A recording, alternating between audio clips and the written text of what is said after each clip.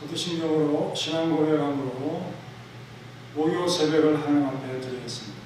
전능하사 천지를 만드신 하나님 아버지를 내가 믿사오며 그 외아들 주 예수 그리스도를 믿사오니 성령으로 잉태하사 동정녀 마리아를 하시고 본디오 빌라도의 권을 받으사 십자가에 못 박혀 죽으시고 장사한 지 사흘 죽은 자 가운데서 다시 살아나시며 하늘에 오르사 전능하신 하나님 우편에 앉아 계시다가 저리로서 산자와 죽은 자를 심판하러 오시리라. 성령을 믿사오며 거룩한 공예와 성부가 서로 교통하는 것과 죄를 사하여 주시는 것과 몸이 다시 사는 것과 영원히 사는 것을 믿사옵나이다. 아멘.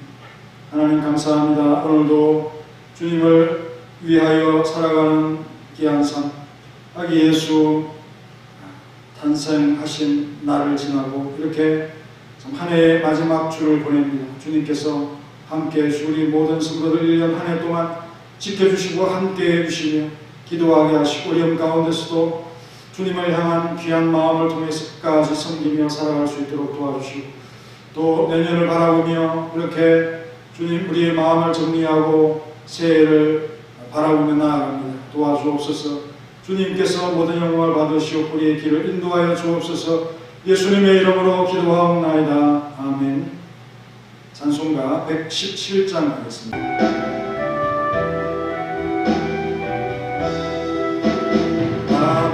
백성 기뻐하여 하늘의 평화가 저 마귀 권세 이기고 우리를 구했네. 구세주 탄생하심을 함께 이리세.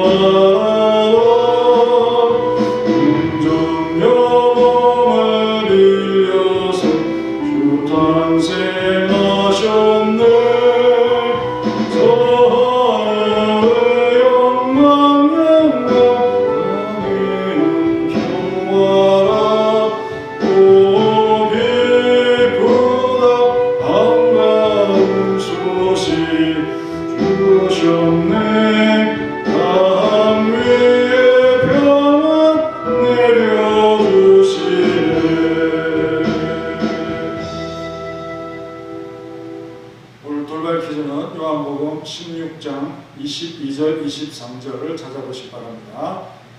첫 번째 문제 22절에 의하면 23절에 나타난 그날은 어떤 날입니까? 그날은 어떤 날입니까? 내가 가로 너희를 보리니. 두 번째 문제 음해했던 성도가 그 날에는 확연히 알게 되기에 그 날에는 너희가 가로 그것도 내게 가로 아니하리라. 여기에 들어갈 단어를 맞춰주시면 되겠습니다. 아시는 분은 문자로 답을 해주시기 바랍니다. 오늘 말씀은 빌립보서 2장 13절입니다. 너희 안에서 행하시는 이는 하나님이시니 자기의 기쁘신 뜻을 위하여 너희에게 소원을 두고 행하게 하시나니.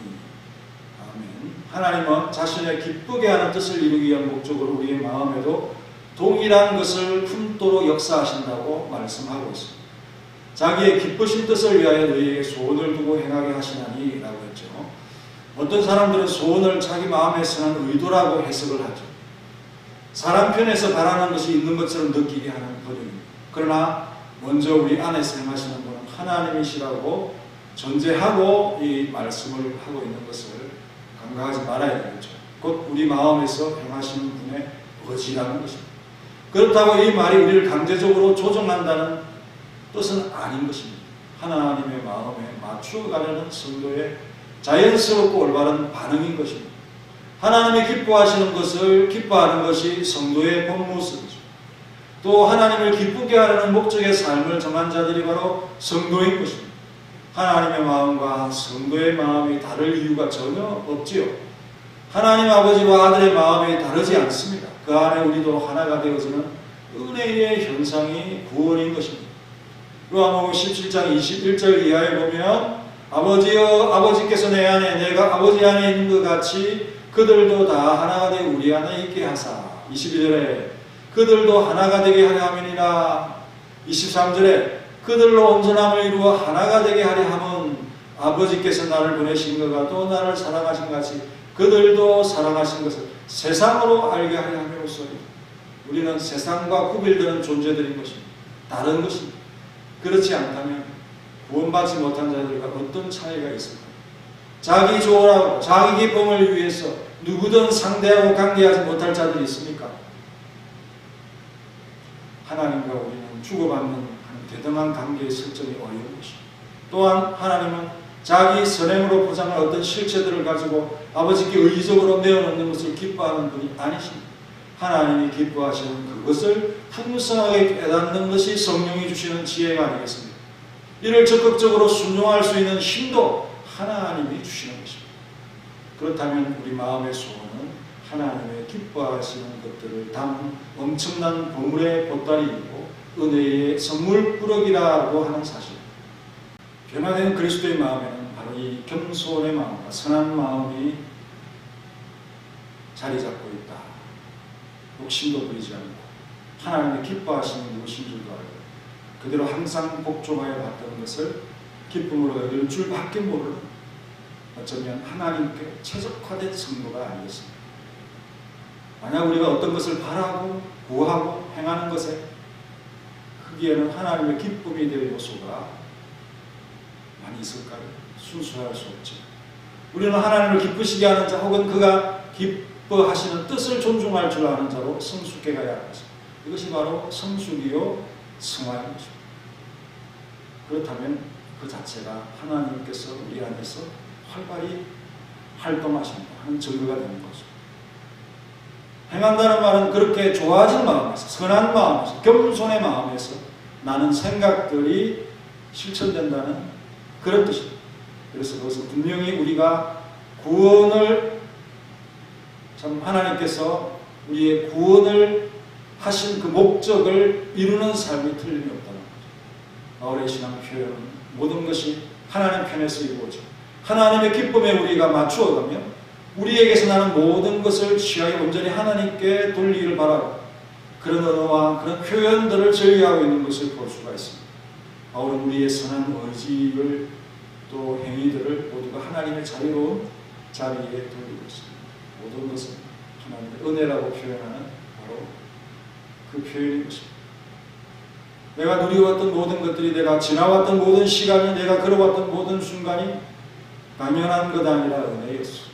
아침에 갓뜨고 저녁에 누울 봄의 꽃향기와 가을의 변하는 계절의 모든 순간이 이런 피조세계의 밤낮이가 띄어지고 계절의 순환 속에서 그 경치와 풍광이 바뀌는 그런 놀라운 일들을 보면서 당연하게 생각했던 거 아니겠습니까? 그러나 그 모든 것들을 잊게 하십니다. 그것이 없다면 우리가 생존할 수 있겠습니까?